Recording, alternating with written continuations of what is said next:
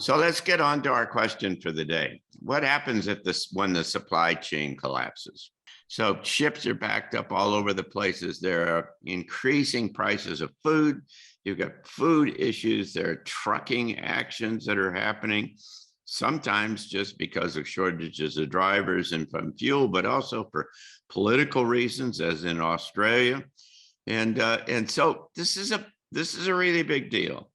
And guys like Cliff High and Martin Armstrong have predicted and warned about this coming impacts. And now it seems obvious that these chickens are coming home to roost. And so the question today for all of us is, what will be the effects of this collapse for most people? The things that I think are going to hit the average person, the middle class, are questions of, or big lessons, probably lessons is a better word, in how do we reorganize life to make sure that we have what we need?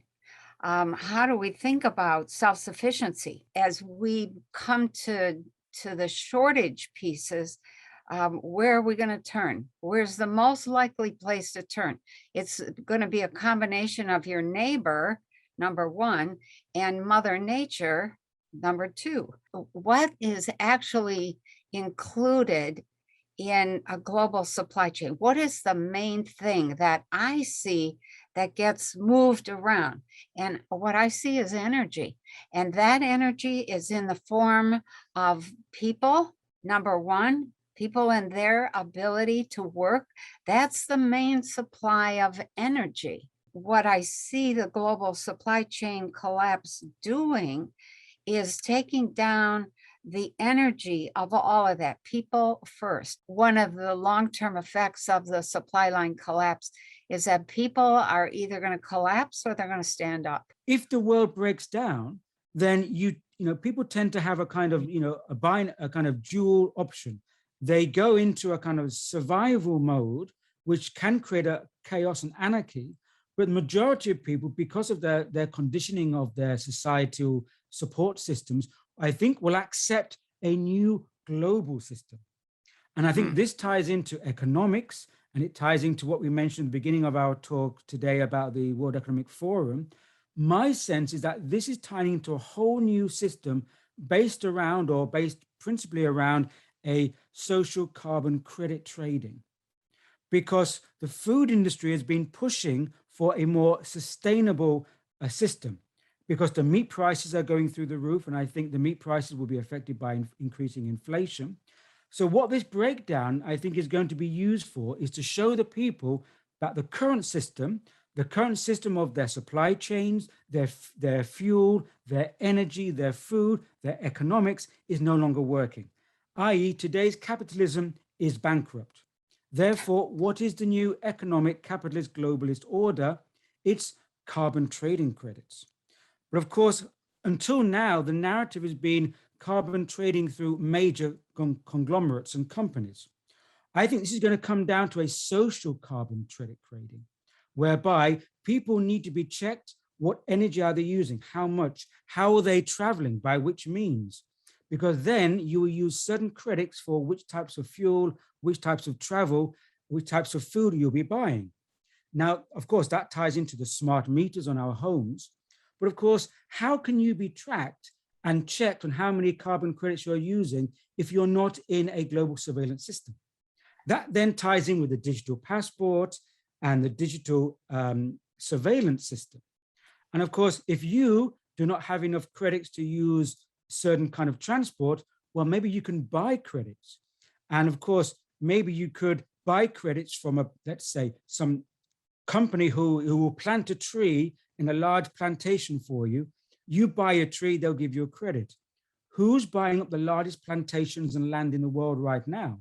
The biggest group that I think is being ignored is the people. I also see, even though, let's say the financial thing is really coming up, as it's not resolved by any means, but if that doesn't get resolved, then I think that whole climate issue is going to become secondary, if not tertiary, or just drop away, because it isn't about the climate, it's about what are we doing with our finances.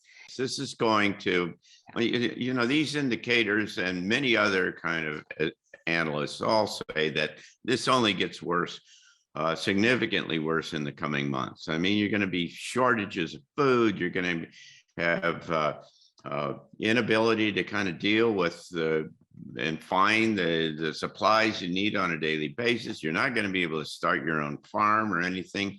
And so the kind of questions are how do you start to deal with this? And I want to talk a little bit about why it might be happening here in a minute, but let's kind of address what, how you deal with this. What's it going to be, and how can we as individuals kind of be able to deal with what's coming this way? So, but particularly, what do you do in the next 3 months in order to deal with all of this? I think this is very much a psychological issue, because many people are going to lose it.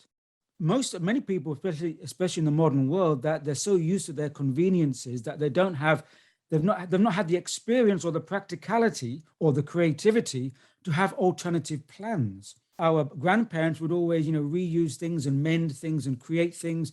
But of course, now we're in a throwaway culture. Penny has mentioned, and I think it's fundamental to the solutions, broad-based going forward, is this notion of community and how you get together and find other people to kind of, so that you can trade and you can support each other. And so you're not on your own. I mean, that's really kind of central to how you deal with great uncertainty and chaos and other things. And it comes together naturally, by the way, in times of great disasters or catastrophes. People naturally gravitate and come together and start to trade. And then if you can start to do that beforehand and build those kinds of networks, then it can help get you through here. So I think one of the big long-term effects is going to be the reorganization of lifestyles, where we go to get what we need and how we deal with one another. Let's shift gears for a minute, and we'll come back to the solutions. But let's say, is this whole thing being orchestrated? Do you think that this is part of a larger kind of strategy? Is this a natural outgrowth of just the COVID thing, or is it a component of a large strategy? If it's the component of a large strategy, then how we deal with it as individuals and the solutions that we bring to bear are kind of different than if it was a one-off kind of thing and it's a seasonal kind of problem that we have.